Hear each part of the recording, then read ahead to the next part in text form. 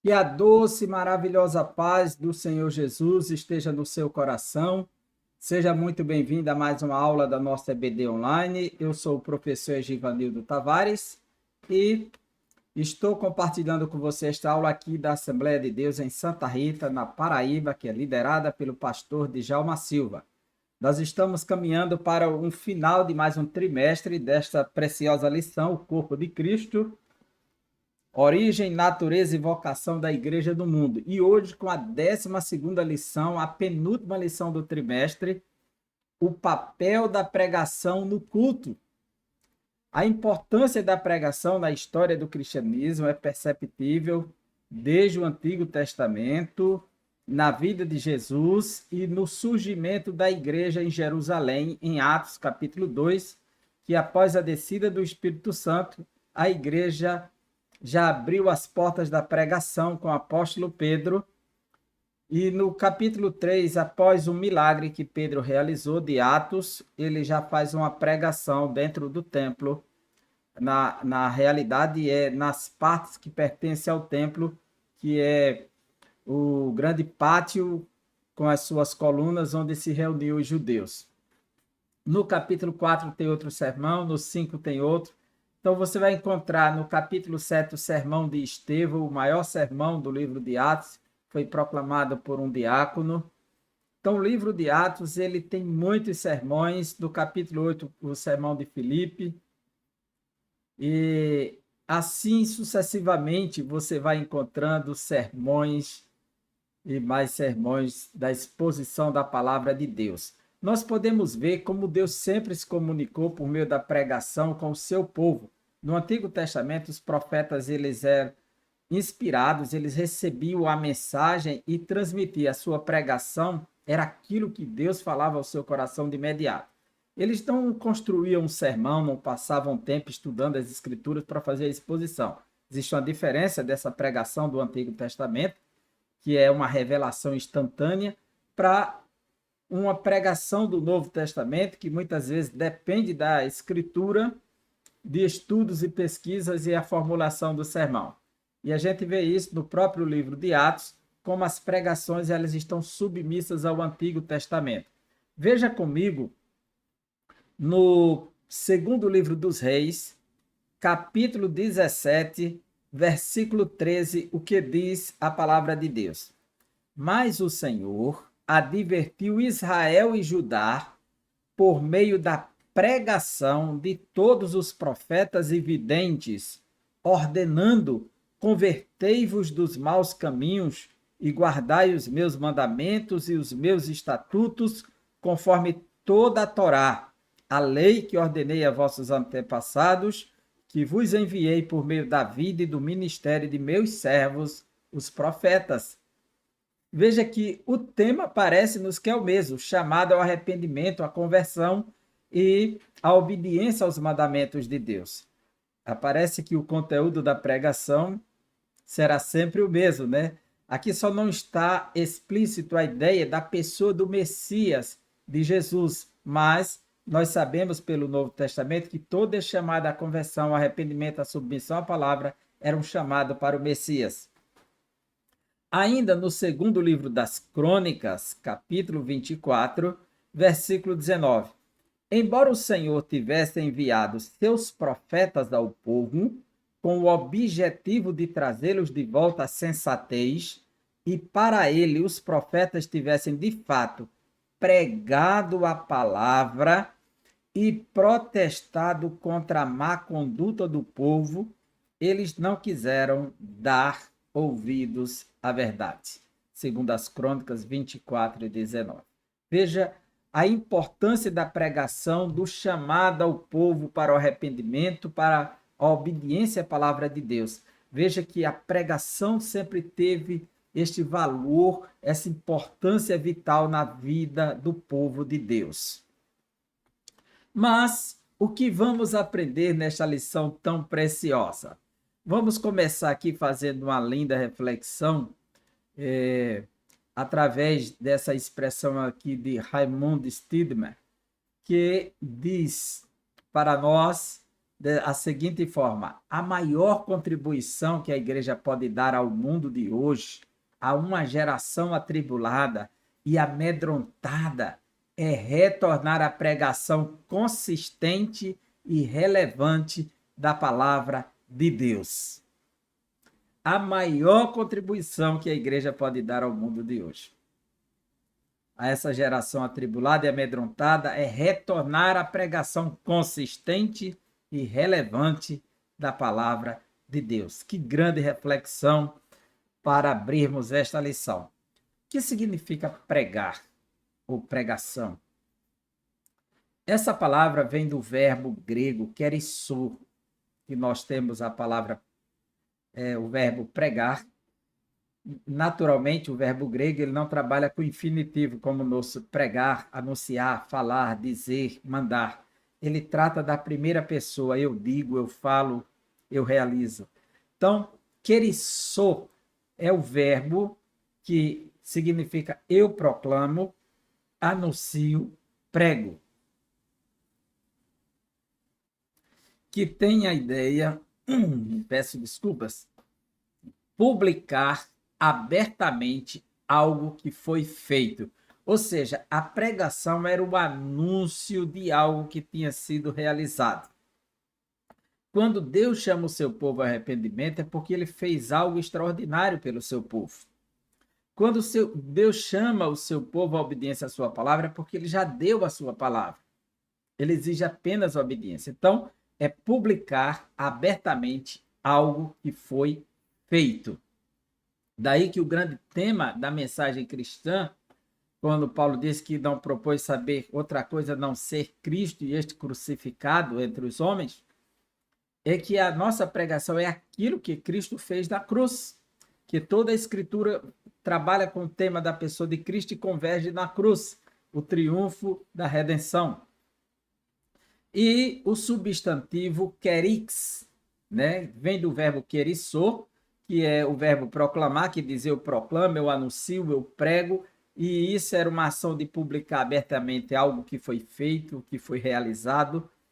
E o kerix, que é o arauto, o pregador, o proclamador, segundo Strong, o dicionário de Strong.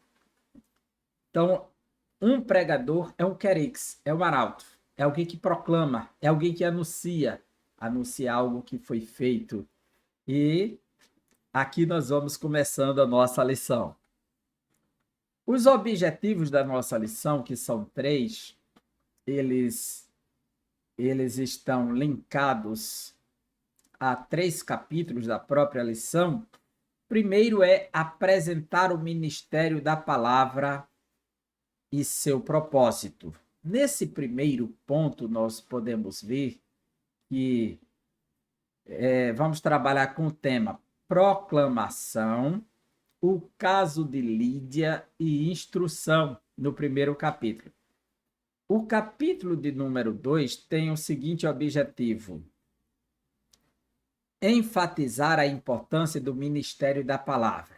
E essa proposta aqui vai trabalhar com o tema edificação da igreja, formação de valores, resistência à cultura ateia, a cultura sem Deus, a cultura ateia. E terceiro, explicar a fundamentação do ministério da palavra.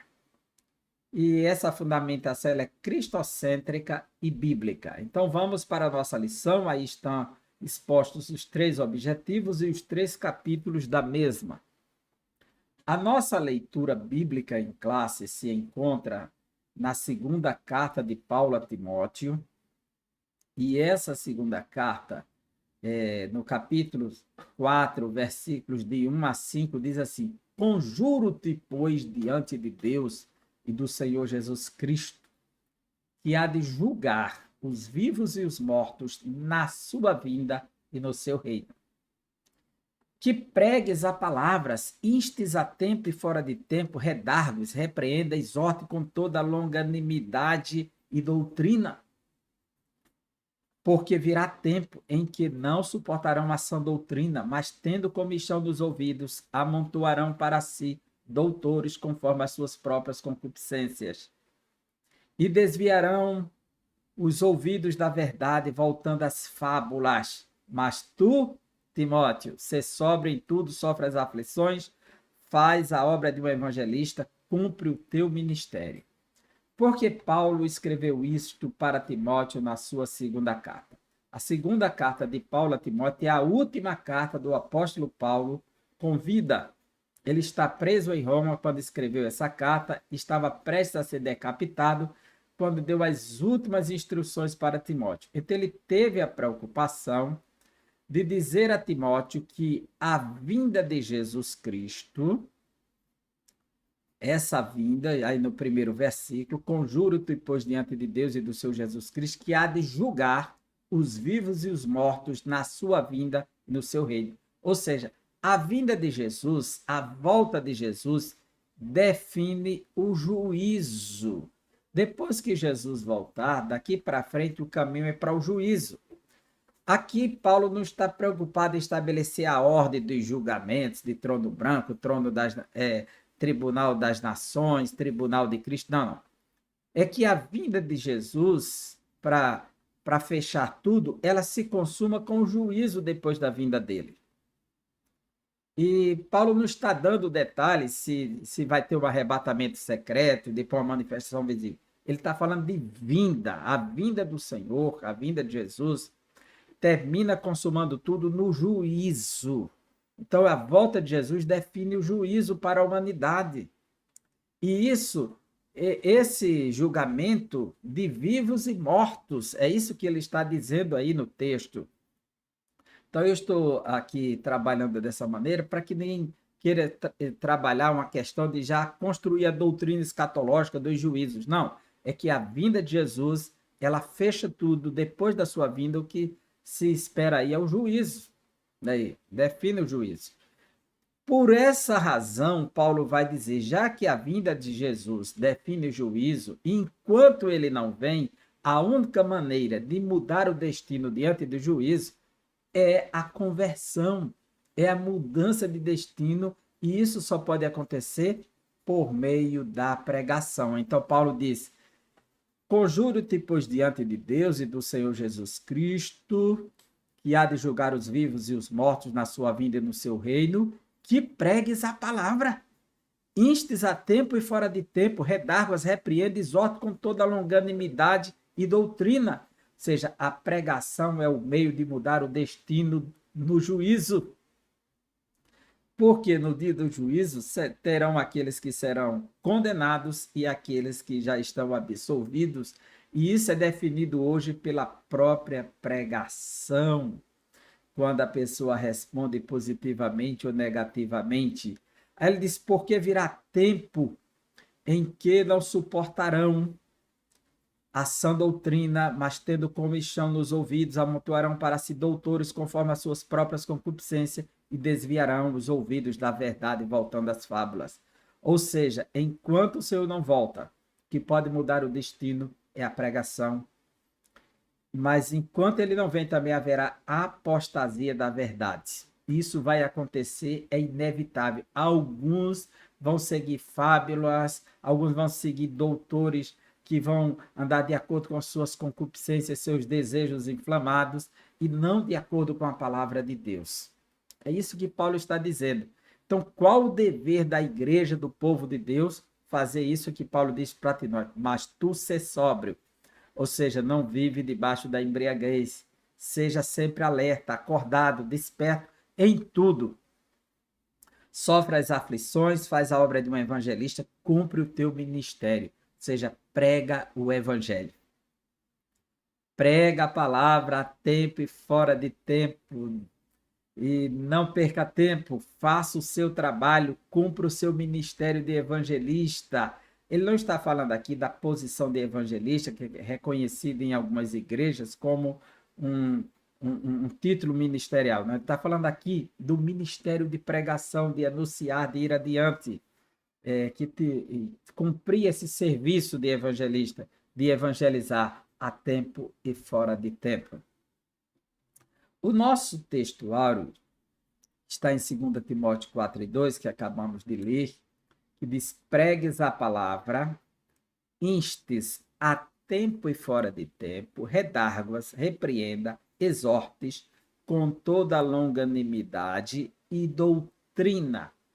O apóstolo Paulo diz assim no grego, kerixon ton logon, conforme você vê aqui em cima, ó. Aqui, olha, kerixon ton logon. Essa é a palavra, pregues a palavra, ou seja, o kerixon, que vem de kerix, arauto, proclama, anuncia a palavra. É isso que ele está dizendo, ton logon, a palavra, o logos. Aí ele diz, instes a tempo e fora de tempo, epistete, eukairos e akairos. Ou seja, instes quer dizer insistentemente, como um serviço militar, independente do clima, você vai avançar no campo e fazer o seu serviço. Seja um eukairos, que eu é bom e kairos é tempo, seja um bom tempo, ou akairos, que não tenha um bom tempo, não tenha tempo, um akairos, você vai continuar pregando com tempo ou sem tempo. Ou seja, sem um tempo bom, um tempo não favorável. Você precisa pregar a palavra a todo tempo. Aí ele diz assim, redarguas, elenxon, epitemeson, paracalesson, quer dizer, redarguas, repreendas e exortes. Essas palavras aqui, olha, ele vai aqui, redargas, repreende e exortes, aí ele continua aqui do lado de cá. Então ele diz para fazer um paracalesson, quer dizer, uma exortação, uma animação, um despertamento, tudo isso ele está dizendo, com toda longanimidade. Ele diz em passe, que quer dizer com toda macrotomia.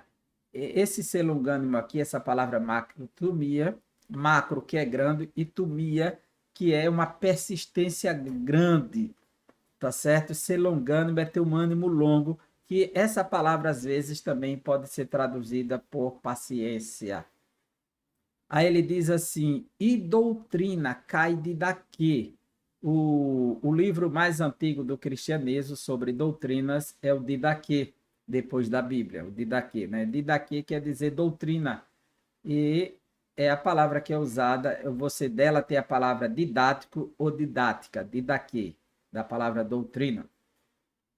Esse mesmo texto na NVI, ela vai dizer assim, pregue a palavra, esteja preparado, a tempo e fora de tempo, repreenda, corrija, exorte, com toda a paciência e doutrina. Veja que a tradução ela está perfeitamente adequada ao texto grego, né?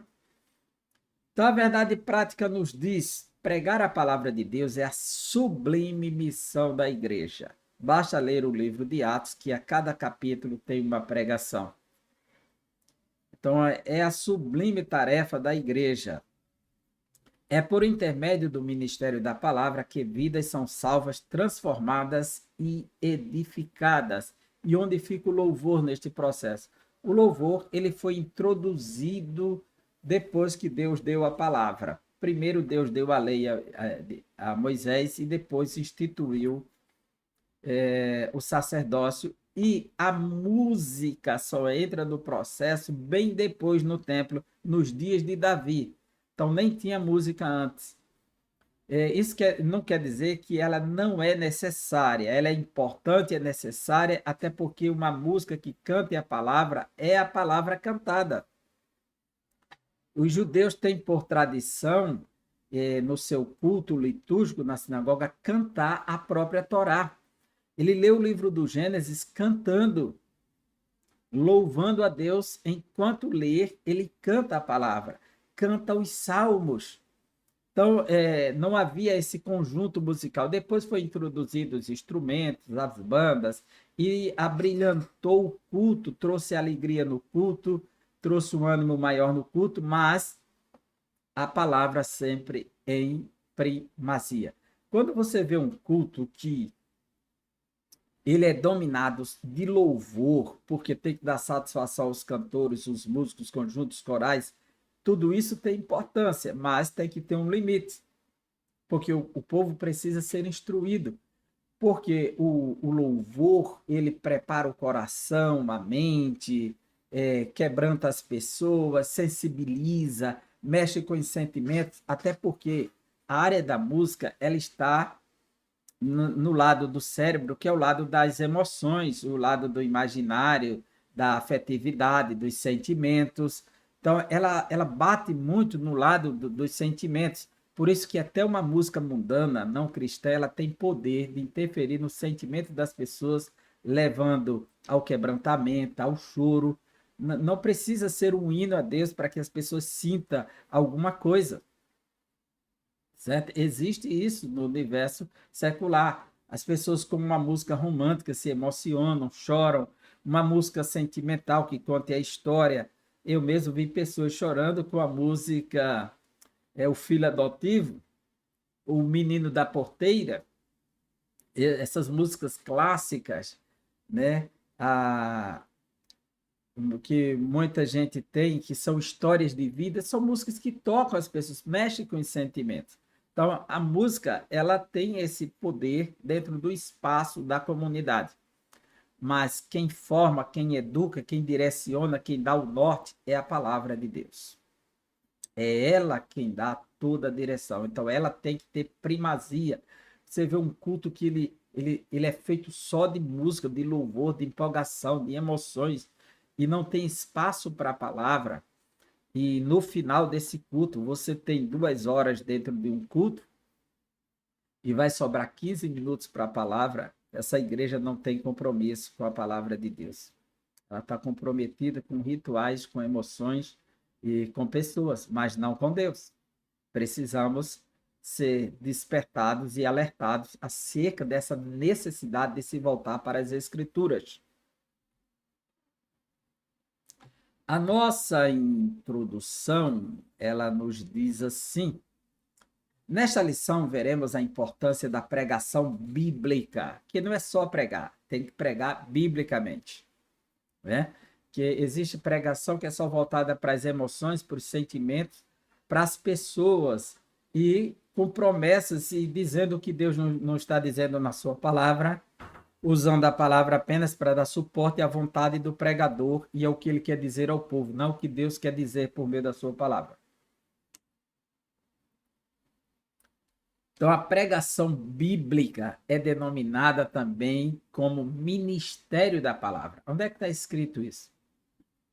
Atos dos Apóstolos, capítulo 6, versículo 2. E você pode ver aqui, ó.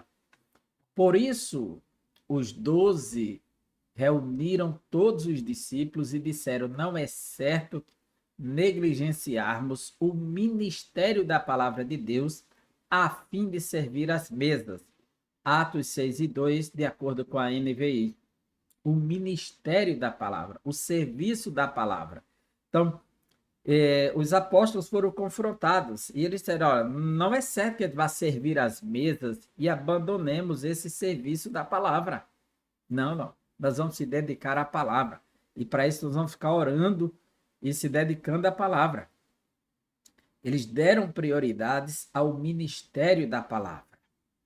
Então, nesse aspecto, para refletir a glória de Deus, a pregação precisa manter o propósito para o qual foi estabelecida: revelar Deus e educar a igreja.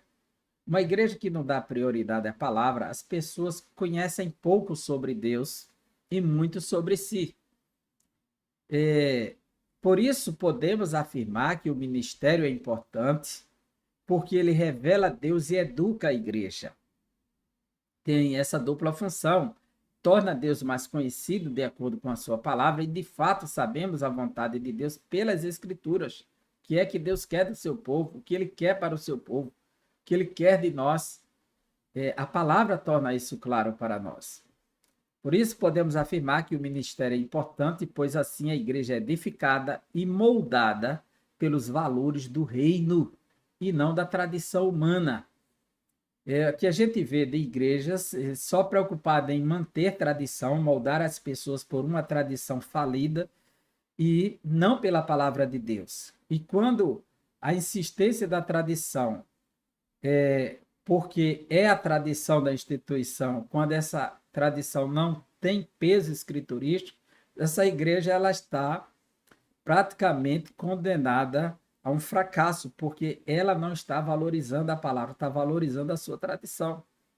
A menos que essa tradição tenha suporte bíblico e tenha uma fundamentação saudável, porque os bons costumes não podem ser corrompidos.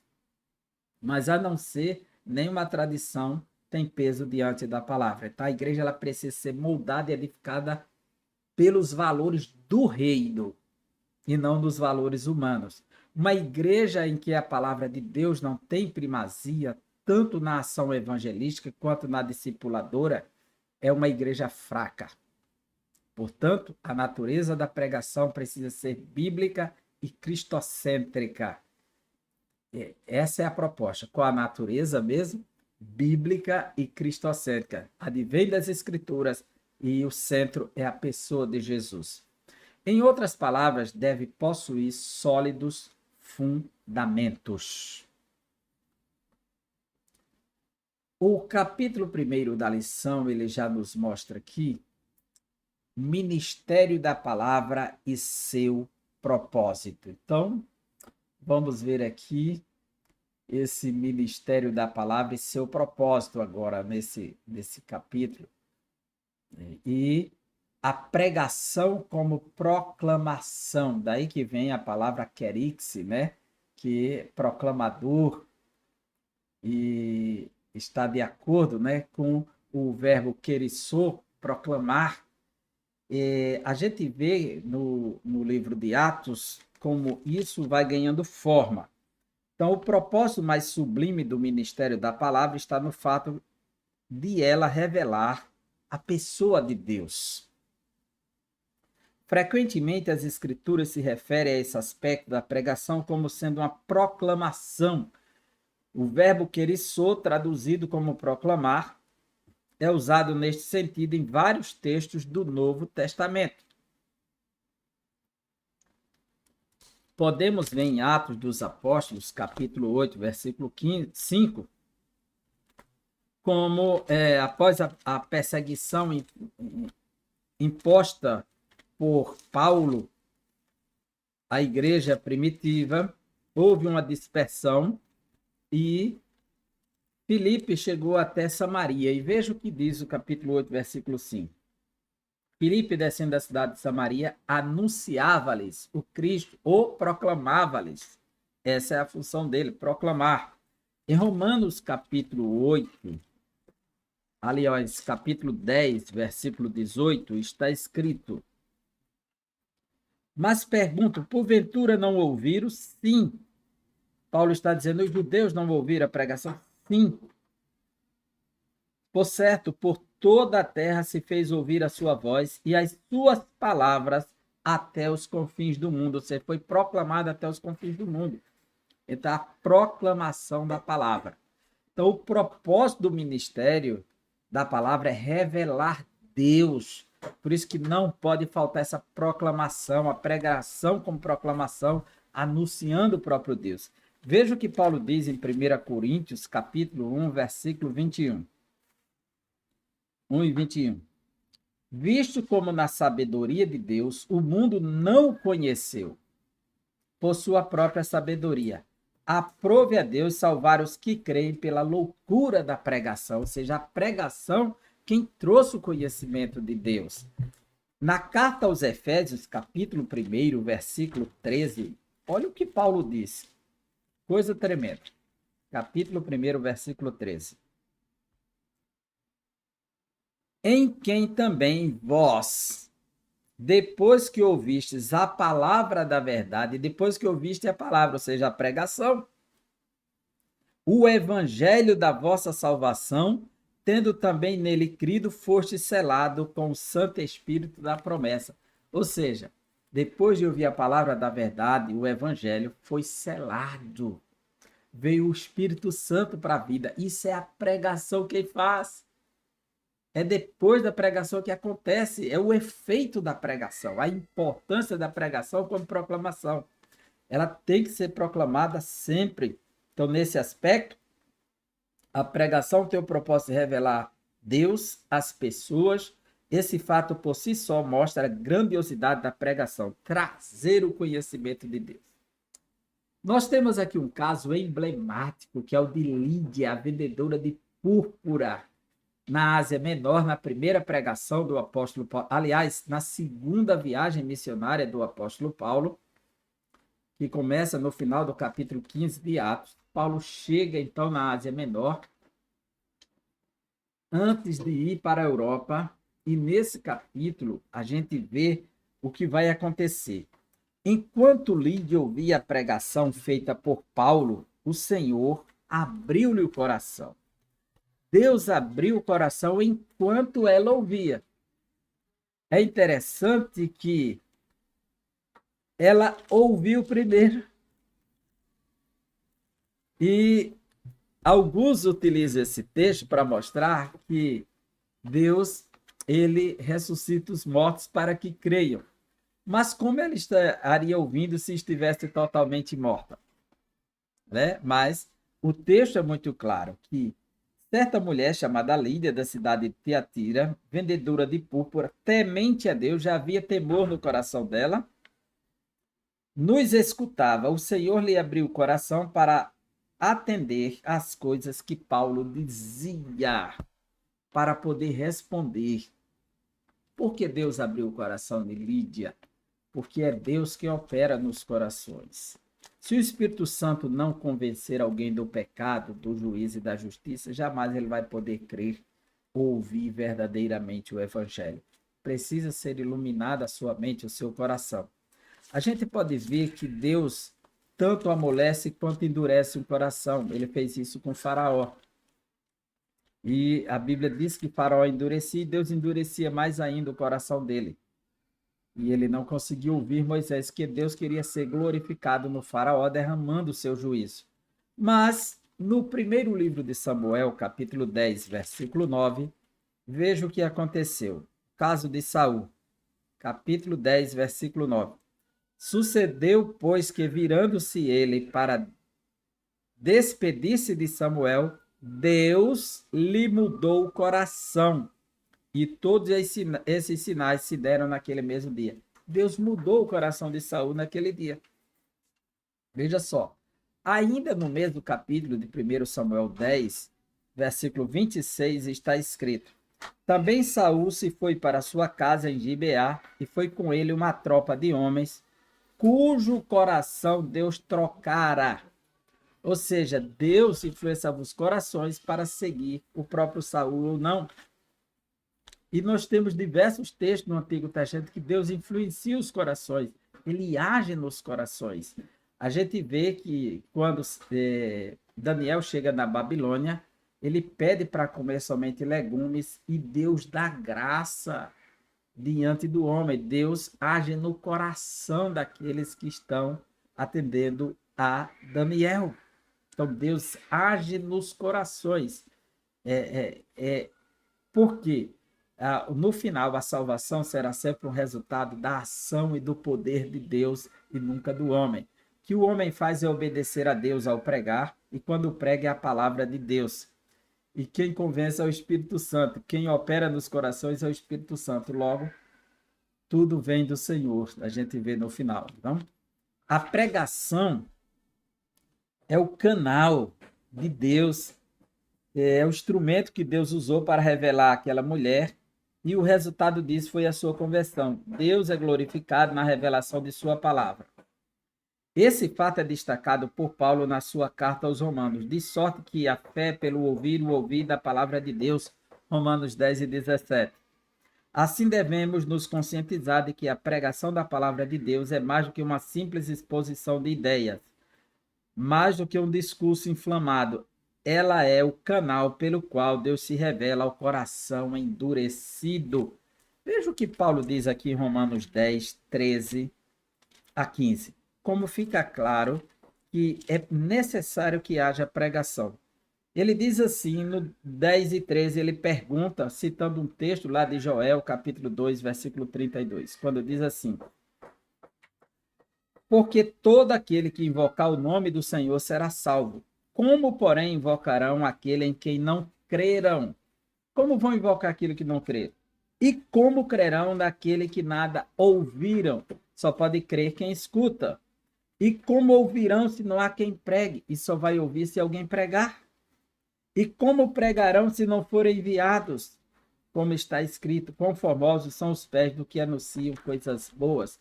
Logo, é preciso que haja pregadores, que haja pregação, que haja envio, que haja alguém para escutar, que haja alguém para responder.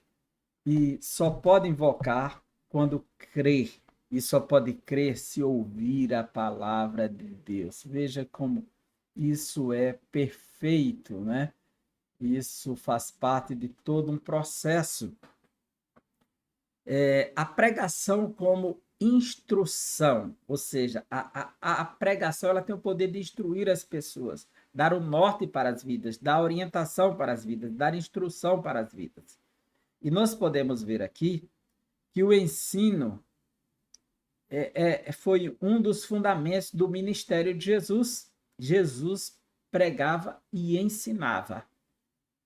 E isso é muito forte porque está escrito aqui em Mateus capítulo 4, versículo 23, diz assim, 4:23. Percorria Jesus toda a Galileia, ensinando nas sinagogas, pregando o evangelho do reino e curando toda sorte de doenças, enfermidades entre o povo. Então, ele tanto ensinava quanto pregava, porque a pregação ela faz parte do meio de instruir e era um dos fundamentos do ministério de Jesus. Quando Jesus foi chamado a julgamento diante de Anás e Caifás, que no capítulo 18 do Evangelho de João, veja qual foi a resposta de Jesus quando lhe questionaram. Capítulo 18 do Evangelho de João, e diz assim, capítulo 18, Jesus é interrogado e versículo 20. Aliás, 19 e 20. Então o sumo sacerdote interrogou a Jesus acerca dos seus discípulos e da sua doutrina. Declarou-lhe Jesus: Eu tenho falado francamente no mundo. Ensinei continuamente, tanto nas sinagogas como no templo, onde todos os judeus se reúnem, e nada disse em oculto. A gente vê que tanto o ensino faz parte do ministério de Jesus quanto do apóstolo Paulo. Paulo, ele nos dá essa grande lição mostrando a necessidade do ensino e instrução para as pessoas. E Paulo, ele, por onde passava, ensinava as escrituras. A gente vê em Atos, capítulo 18, versículo 11, Paulo chegou a exigir que se alguém deseja participar do ministério, que seja apto para ensinar, ou seja, esteja qualificado para o ensino, para depois não estar conduzindo a igreja com experiências pessoais o tempo todo, com pequenos testemunhos, com coisas vazias, que não é a palavra de Deus, que não edifica, que não instrui, que não tem serventia para fundamentar as vidas. Quem sustenta é a palavra de Deus. Não é pequenos testemunhos que são subjetivos, experiências pessoais. Pode até encaixar uma experiência em algum lugar, mas essa não é a base da instrução da igreja. A instrução deve vir da palavra de Deus. Muitas vezes uma experiência pode até despertar outras pessoas a desejar também ter experiências com Deus, mas a forma como Deus nos dá, ou me dar uma experiência, ou te dar uma experiência, ele não vai dar para todo mundo, que cada um tem a sua experiência pessoal com Deus. Por isso que essas experiências não servem para doutrinar a igreja, para fundamentar a igreja. Quem serve é a palavra. Quando você vê uma igreja sendo moldada, instruída só à base de testemunhos pessoais fora da palavra de Deus, essa igreja está correndo perigo. Essa igreja está ameaçada de fracassar porque ela não tem a instrução da palavra de Deus. Ela precisa tomar uma posição em caráter de urgência, pois é obrigação daqueles que foram chamados para o ministério que ensine a palavra. não é escolha, ele tem a obrigação de ensinar. É isso que Jesus disse: ide e ensinai a todas as nações, a guardar todas as coisas, ide e pregai. E se alguém deseja, ele precisa estar apto para ensinar. E ainda é claro, Paulo disse, se alguém deseja, porque nem todo mundo deseja, tem mais esse detalhe, é para os que desejam. Se deseja, então, busque a qualificação para ensinar a palavra de Deus. E alguns ficam com aquela história que é Deus que capacita, é claro que Deus capacita. E é por isso que Jesus passou 3 anos instruindo os seus discípulos, assim como Elias passou quase 2 anos instruindo Eliseu, assim como Moisés passou muito tempo instruindo Josué. É necessário que haja instrução, assim como Davi instruiu a Salomão antes de partir. É necessário que seja instruído. Jesus passou 3 anos instruindo seus discípulos para poder fundamentar a igreja. Então, o ministério da palavra e sua importância. Primeiro ponto, a edificação da igreja. Segundo ponto, a formação de valores. E terceiro, resistindo diante da cultura sem Deus. Então, a edificação da igreja. Fica claro para nós que a palavra tem a importante função de edificar a igreja. Essa edificação vem pelo confronto que o Espírito Santo traz pelo ministério da palavra, que exorta e consola. Às vezes isso pode vir em um tom de elogio. Paulo diz em 1 Coríntios, capítulo 11, versículo 2, nisto vos elogio, vocês têm guardado as tradições que receberam de nós, vocês têm lembrado de mim, disso eu elogio vocês. Mas do versículo 17 ele diz, nisto eu não elogio vocês. Vocês estão se reunindo para pior, vocês estão se reunindo para a ceia do Senhor. Vocês estão fazendo acepção de pessoas, vocês estão comendo tudo e estão deixando os necessitados sem comer, estão se embriagando e estão deixando outros sem tomar nem um copo de vinho. Então, Paulo, ele exorta, o ensino exorta, o ensino consola.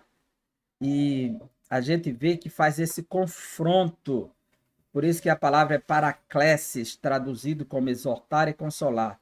Significa um chamado para ajudar e encorajar. E essa palavra, esse verbo, exortar para kaleo, né? E aí vem o substantivo paraclesis, ocorre com muita frequência no Novo Testamento, sendo a maioria das vezes no contexto da igreja. Assim, vemos Paulo solicitando a Timóteo que persistisse em ler, ensinar a palavra e exortar, em 1 Timóteo 4 e 3. Até que eu chegue aí, você persiste em ler, exortar e ensinar. É isso que Paulo diz para Timóteo. E Lucas destacando que a igreja andava na consolação do Espírito Santo, conforme Atos 9, 31. Depois que Paulo se converte, as igrejas da Judéia são edificadas e consoladas pelo Espírito Santo, que era o ensino dos apóstolos. Em ambos os textos se pressupõe o ministério da palavra como instrumento de exortação e edificação. Formação de valores. Aqui a necessidade da formação da consciência bíblica para definir a cosmovisão cristã. A pregação é importante instrumento para a formação de uma consciência cristã.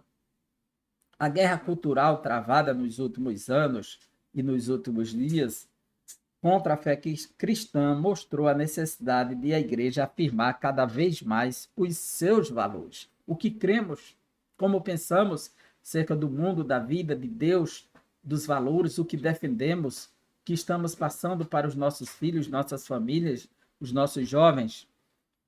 Então, a formação, uma consciência bíblica, fundamentalmente bíblica, é necessário. Veja que Paulo chega em Atos, capítulo 17, versículo 2, e ele usava as escrituras para conscientizar aqueles que lhe ouviam, estabelecendo os fundamentos pela palavra, e os bereanos depois estavam confirmando se o pensamento de Paulo era bíblico ou não. Paulo, segundo o seu costume, foi procurá-los e por 3 sábados arrazoou com eles acerca das Escrituras. Isso é a formação de uma consciência bíblica. Definir a cosmovisão cristã, ela é importante porque nesse mundo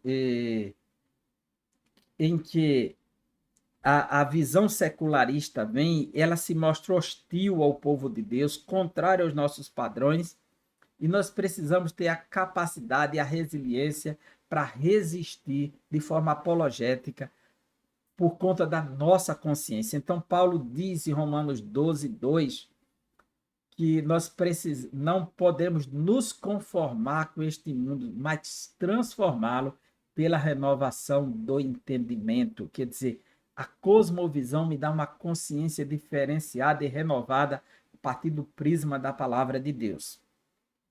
Resistindo diante de uma cultura sem Deus. Jesus censurou seus discípulos, chamando-os de geração perversa, porque os viu agindo com incredulidade. Eles foram convocados para expulsar o demônio e não conseguiram. E Jesus chamou de geração perversa e incrédula, quer dizer, ele queria um povo crente, determinado a servi-lo e executar, porque Jesus, do capítulo 10 de Mateus, tinha dado autoridade para expelir todo tipo de demônio e curar os enfermos, e agora eles não conseguem. A influência de uma cultura sem Deus havia atingido negativamente os que andavam com Jesus. Por sua vez, no Pentecostes, Pedro também exortou seus ouvintes a salvarem-se daquela geração perversa. A geração sem Deus que trabalha de acordo com seus próprios valores, seus instintos. Assim também Paulo escreveu que Demas, um amigo de ministério que é citado na carta a Filemon, na carta aos Colossenses, na última carta de Paulo, diz que Demas me abandonou amando o presente século. Ou seja, Demas foi influenciado pelo secularismo, pela era dominante.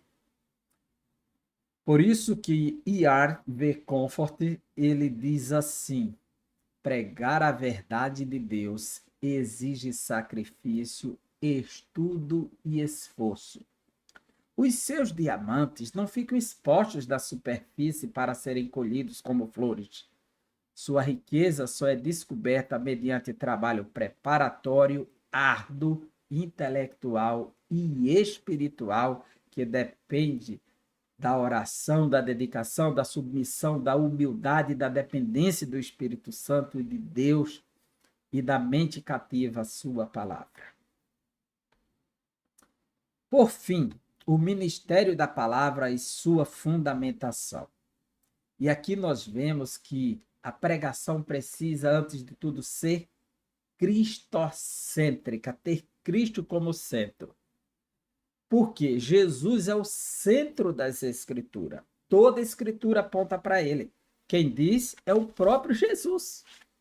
Em Lucas 24, 44, ele diz claramente para os seus seguidores, 24, 44.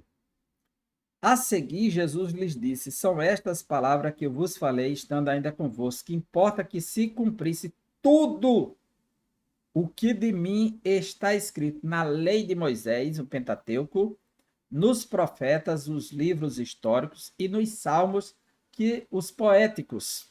Toda a escritura, a tríplice divisão da Bíblia hebraica, Torá, Neviim e Ketuvim. Torá, a lei de Moisés, os Neviim, os profetas anteriores e posteriores, e o Ketuvim, que começa com o livro dos Salmos. E Jesus citou que tudo estava escrito acerca dele no livro dos Salmos. Podemos ver no Pentateuco que em 3:15 do Gênesis diz que Deus vai levantar o descendente da mulher. E na carta aos Gálatas, Paulo diz que é Jesus. Podemos ver no livro do Gênesis, capítulo 49, versículo 10, que Deus vai trazer Siló e aí ele vai congregar os povos. E ele vem da tribo de Judá. E é o Messias. Podemos ver em Gênesis 22 que Abraão subiu o monte e disse que Deus ia prover o cordeiro. E Jesus disse que Abraão alegrou-se por ver o seu dia. E Deus apresentou um carneiro que foi sacrificado no lugar de Isaac. E ali apontava para Cristo, que seria sacrificado no lugar da humanidade. Podemos ver no livro do Êxodo, capítulo 12, a instituição da Páscoa, o cordeiro que era sacrificado e ele não podia ser quebrado as pernas, nenhum dos seus ossos. E era para salvar o povo. E Cristo é a nossa Páscoa, nenhum de seus ossos foram quebrados. Ele é o nosso cordeiro. Podemos ver no livro de Números que Moisés levantou a serpente no deserto e Jesus disse: importa que o filho do homem seja levantado, assim como Moisés levantou a serpente no deserto. Em Deuteronômio 17 é proclamado o grande profeta e Pedro interpretou no livro de Atos que o grande profeta era Cristo. Então, ele está em toda a Escritura. O Salmo 16, eles não permitirás que o meu corpo veja a corrupção, e Pedro interpretou isso, a pessoa de Cristo. O Salmo 2, Paulo diz que falava, tu és o meu filho, hoje te gerei, e falava acerca da ressurreição de Jesus. Então, dele está escrito em toda a Escritura. Isaías, por diversas vezes, fala de Jesus como aquele que o Emanuel, aquele que vem da Virgem. A Escritura toda fala de Jesus. Jesus é o conteúdo da revelação. Ele vai dizer em Hebreus, capítulo 10, versículo 7. O escritor aos Hebreus toma a fala do Senhor e registra dizendo assim, Hebreus 10, versículo 7, que diz assim: então eu disse, eis, aqui estou no rolo do livro, está escrito ao meu respeito.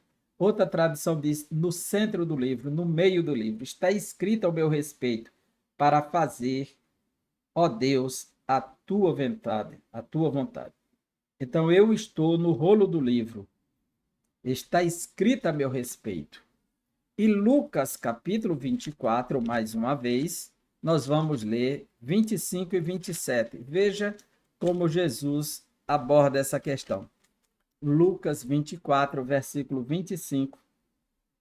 Então lhes disse, honestos e tardos de coração, para crer tudo que os profetas disseram, tudo que os profetas disseram, que era a respeito dele. Porventura não convinha que o Cristo padecesse e entrasse na sua glória. 27. E começando por Moisés, ou seja, pelo Pentateuco, discorrendo todos os profetas, ou seja, todo o Antigo Testamento, expunha-lhes o que a seu respeito constava em todas as Escrituras. Então, Jesus é o conteúdo de toda a revelação, de todas as Escrituras. Então, a pregação ela precisa ser bíblica, o fundamento precisa ser bíblico, porque existe pregação de modismos, que não é a pregação bíblica. Veja só, vivemos em um tempo em que a pregação em muitos espaços virou um modismo. Parece que temos pregadores em demasia, mas o que se passa por pregação na maioria das vezes não é pregação. Na verdade, são mensagens de autoajuda com um verniz de pregação. Esse tipo de mensagem é atraente porque amacia o ego e geralmente consegue muitos seguidores nas redes sociais para quem se vale dessa técnica. Contudo, não são pregações de verdade porque não há nelas uma exposição de um conteúdo bíblico, falsas promessas de pix, de prosperidade, de tanta coisa. Então, e as pessoas vão logo entrando em êxtase, em transe, e começam a profetizar para as pessoas nas redes sociais, entram em mistério, promove muito mais escândalos, vilipendiam muito mais os dons do que glorificam a Deus com suas falsas mensagens. Esses pregadores das novidades que gostam de satisfazer as pessoas, nós podemos ver no primeiro livro dos Reis, capítulo 22, que isso já acontecia no Antigo Testamento. Veja só, o rei vai para a guerra, ele está preocupado e procura profetas para consultar o Senhor. E veja o que vai acontecer. 22, versículos 12 e 13. Todos os profetas profetizavam assim, dizendo, sobe a Ramote Gileade e triunfarás, porque o Senhor a entregará nas mãos do rei. E eles profetizam positivamente, faça que Deus é com você, vai prosperar, vai dar certo. É mesmo que alguém me chamar para abençoar, nos chamar para orar por ele, ele vai abrir uma empresa, ele já está já está todo irregular em tudo, né? E alguém dizendo que Deus vai abençoar alguém que já começa todo irregular, todo injusto em tudo que faz. O mensageiro que fora chamar a Micaías falou-lhe dizendo, então vai chamar Micaías, pelo profeta também para o rei. Eis que as palavras dos profetas a uma voz predizem coisas boas para o rei. Todos estão falando na mesma voz, do mesmo jeito, só coisas boas para o rei. Seja, pois, a tua palavra como a palavra de um deles e fala o que é bom. Então já são contratados para dizer coisas boas. Pregação de modismos, de autoajuda, só para prometer coisas boas. Todo mundo gosta de ouvir, são mensagens inteligentes, mas não são bíblicas, não dizem aquilo que Deus diz, que os primeiros versos que eu li sobre a pregação é um chamado ao arrependimento, a conversão. A primeira pregação de Pedro é arrependei-vos e convertei-vos e sejam apagados os vossos pecados. Então, essa foi a pregação de João Batista, foi a pregação de Jesus, foi a pregação apostólica. Então, Paulo diz, porque não me envergonho do evangelho, pois é o poder de Deus para a salvação de todo o que crê. É salvação dos pecados, da condenação do inferno. Não é salvação das dívidas, dos problemas, não. Isso pode até acontecer numa administração saudável, prudente, com temor a Deus, mas essa não é a proposta do evangelho. Não é a proposta do evangelho. Tem muita gente querendo socorro pessoal para os seus dramas da vida, aquilo que eles fizeram de forma irresponsável, então busca, muitas vezes, esse tipo de autoajuda, mas essa não é a proposta do evangelho, é um chamado ao arrependimento, à transformação de vida. O coração, ele é enganoso, e ele tanto é enganoso para quem prega como para quem escuta. E a gente vê aqui um caso clássico que havia um homem que enganava todo mundo e se enganou também. E quando ouviu o evangelho de verdade, ele se aproximou, se identificou, se batizou, mas não se converteu. Veja só. Atos dos Apóstolos, capítulo 8, de 9 a 11. Diz assim: Ora, havia certo homem chamado Simão, que ali praticava mágica, iludindo o povo de Samaria, insinuando-se ele um grande vulto, ao qual todos davam ouvidos, do menor ao maior, dizendo: Este homem é o poder de Deus, chamado o grande poder. Veja como ele era reconhecido. Aderiram a ele porque havia muitos. Aderiram a ele porque havia muito os iludira com as mágicas. Versículo 13. O próprio Simão abraçou a fé e, tendo sido batizado, acompanhava Filipe de perto, observando, extasiado, os sinais e grandes milagres praticados. E ele ficava admirado com os milagres que Filipe fazia com o poder de Deus. Quando os apóstolos Pedro e João chegaram em Samaria, que estenderam as mãos, que os irmãos receberam o Espírito Santo, começaram a manifestar os dons espirituais, o texto sagrado vai nos dizer, nos versículos 18 a 20. Pedro, porém, 18 a 20. Vendo, porém, Simão, que pelo fato de imporem os apóstolos a mão era concedido o Espírito Santo, ofereceu-lhes dinheiro, propondo: concedei-me também a mim este poder, para que aquele sobre quem eu impuser as mãos receba o Espírito Santo. Já queria comprar o poder de Deus, já queria negociar as coisas sagradas. Daí que dá origem ao nome simonia, que é o abuso das coisas sagradas, ou o comércio com as coisas sagradas. Vem do nome Simão, simonia. Pedro, porém, lhe respondeu: teu dinheiro seja contigo para perdição, pois julgastes adquirir por meio dele o dom de Deus. O dom de Deus não se adquire com dinheiro, com poder humano. E muita gente trabalha só pelo seu ego. O seu Deus é o ventre, o objetivo é financeiro. Todo o seu trabalho é lucrar em cima das pessoas. Então, Filipenses 3:19 e 1 Timóteo 6:9, Paulo diz que aqueles que querem enriquecer com a graça de Deus vão cair nos laços dos Satanás, porque o amor ao dinheiro é a raiz de todos os males. Então, Filipenses 3:19 diz que o Deus deles é o ventre, só pensa nas coisas que satisfaz o seu ego, o seu interior. eles não têm fundamentação bíblica. Se você conhece alguém que está participando de uma igreja falsa, ouvindo o pregador falso, alerta essa pessoa para que busque a igreja, que pregue o evangelho, que pregue a verdade, que pregue biblicamente, que anuncie o santo evangelho de Deus.